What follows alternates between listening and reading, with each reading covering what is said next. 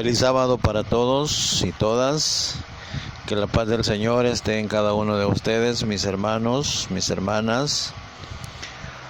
Hoy sábado, ya una semana después de haber vivido esa fiesta de Pentecostés, el nacimiento de nuestra Iglesia Católica, hoy el Señor quiere hablarnos a través de su palabra siempre. Bienvenidos todos y todas a este encuentro maravilloso con la palabra del Señor, en donde a cada uno nos dirá algo de nuestra vida. Leemos del Evangelio de San Marcos en el capítulo 11, versículo del 11 al 26. En el nombre del Padre, del Hijo y del Espíritu Santo. Amén. Entró Jesús en Jerusalén y se fue al templo. Observó todo a su alrededor y, siendo ya tarde, salió con los 12 para volver a Betania. Al día siguiente, cuando salían de Betania, sintió hambre. A lo lejos divisó una higuera llena de hojas y fue a ver si encontraba algo en ella. Se acercó, pero no encontró más que hojas, pues todavía no era tiempo de higos. Entonces Jesús dijo a la higuera: que nadie coma fruto de ti nunca jamás. Y sus discípulos lo oyeron. Llegaron a Jerusalén y Jesús fue al templo. Comenzó a echar fuera a los que se dedicaban a vender y a comprar dentro del recinto mismo. Volcaba las mesas de los que cambiaban dinero y los puestos de los vendedores de palomas. Y no permitía a nadie transportar cosas por el templo. Luego se puso a enseñar y les dijo: ¿no dice Dios en la Escritura: mi casa será llamada casa de oración para todas las naciones? Pero ustedes la han convertido en una guarida de ladrones. Los jefes de los sacerdotes y los maestros de la ley se enteraron de lo ocurrido y pensaron deshacerse de él. Le tenían miedo al ver el impacto que su enseñanza producía sobre el pueblo. Pero cada día salían de la ciudad al anochecer. Cuando pasaba de madrugada, los discípulos vieron la higuera que estaba seca hasta la raíz. Pedro se acordó y dijo a Jesús: Maestro, mira, la higuera que maldijiste se ha secado. Jesús respondió: tengan fe en Dios.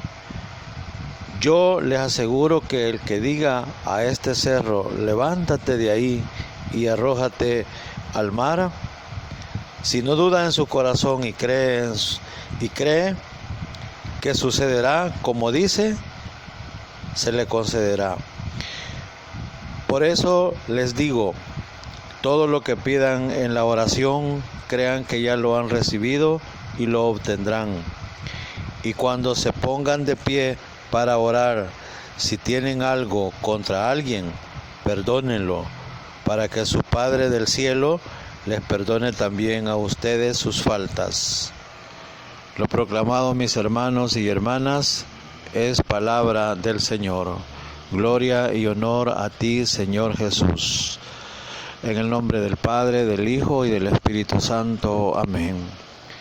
Papá Dios, envíanos tu gracia, tu Espíritu Santo, para poder comprender tu palabra que ahora nos viene a hablar a cada uno de nosotros. Ahora nos cuentas ese encuentro con la higuera. Hoy te encontrarás con cada uno de nosotros. Envía tu gracia, tu Espíritu Santo, para poder comprender lo que tú quieres decirme ahora. En el nombre del Padre, del Hijo y del Espíritu Santo. Amén.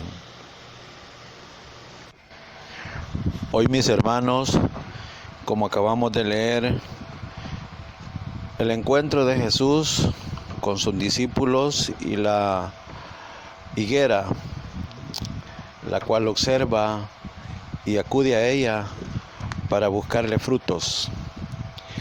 Hay que entender, mis hermanos, que la higuera en el simbolismo bíblico significa todo lo que es el judaísmo, la ley y el templo. Por eso Jesús, después del paso de la higuera para buscar frutos, se va al templo a enseñar. La higuera para el pueblo del judaísmo en esos tiempos, tenerla con vida, es decir, que la higuera estuviera viva, que estuviera verde y con frutos, era señal de una bendición. Pero si se secaba, era señal de maldición. Eso es lo que sucedió, mis queridos hermanos y hermanas, y por eso Jesús acude a la higuera y posteriormente al templo, sabiendo que la higuera era el símbolo de bendición. Y no era porque Jesús no supiera, era porque Jesús quería encontrar frutos que en ese momento, el judaísmo del momento, tenía que estar dando, y por estar empeñados en el cumplimiento de los mandamientos, en la ley, ellos habían olvidado dar sus propios frutos, y el Señor quiso pedirle a cada uno de ellos esos frutos que cada uno debía estar dando. Eso es bien importante, mis hermanos, mis hermanas, porque también ahora el Señor nos pide frutos a cada uno de nosotros. Si en aquel tiempo al judaísmo, que era lo que representaba el pueblo cristiano, en esa ocasión, mis queridos hermanos y hermanitos, hermanitas, el Señor cuestionaba la higuera porque era el símbolo del cristianismo, y el cristianismo de aquel momento no estaba dando los frutos que el Señor esperaba, los cuales sin dudar están marcados con toda claridad en Gálatas 5:22, para que lo leas, mi querido hermano. Jesús se va a la iglesia, a las sinagogas, a enseñar, y lo vemos enfrentado, luchando con los que hacían negocios, con los que cambiaban dinero, con los que vendían las palomitas para presentarlas como ofrendas, dice su palabra. Pero aprovechaban el momento de la gente para vender las caras, y esa era la razón del enojo del Señor, porque cometían injusticia. ¿Qué nos dirá cada uno de nosotros cuando nos encontramos en la iglesia, que según nosotros estamos cantando, adorando, orando a Dios? ¿Cómo estará nuestro corazón? ¿Cuál será el verdadero interés, la intención, el propósito de estar ahí? Quizá pedirle a Dios y está bien, pero ¿cuál es nuestro comportamiento? ¿Qué le pedimos a Dios? Pero ¿qué le damos también a Él nosotros? Muchas veces, mis hermanos, recibimos ese reproche del Señor cuando el Señor nos conoce a cada uno de nosotros. Muchas veces estamos ahí, suena fuerte y con las disculpas de todos mis hermanos que me escuchan, haciendo atraso, ocupando un puesto únicamente porque nuestra vida, aunque la palabra nos pida cambio, nosotros somos impotentes o incapaces de hacer ese cambio, esa conversión que el Señor nos pide. Como cristiano, ¿qué testimonios estoy dando? ¿Qué estoy dándole al Señor? ¿Cómo le estoy sirviendo? ¿Cómo me estoy comportando como cristiano, como padre? ¿Estoy dándole buen ejemplo a mis hijos o estoy dándole mal ejemplo? Como hijos, como hijas, ¿cómo estamos dando nuestro testimonio de servicio a nuestros padres? ¿Cómo estamos siendo de obedientes a nuestros padres? ¿Están sufriendo por nosotros por causa de nuestra desobediencia? Quizás sí, ojalá que quizás no. Pero el Señor ahora nos pide frutos de nuestra cercanía con la iglesia, cercanía con la palabra de Dios, cercanía con nuestros grupos de oración, con nuestras comunidades.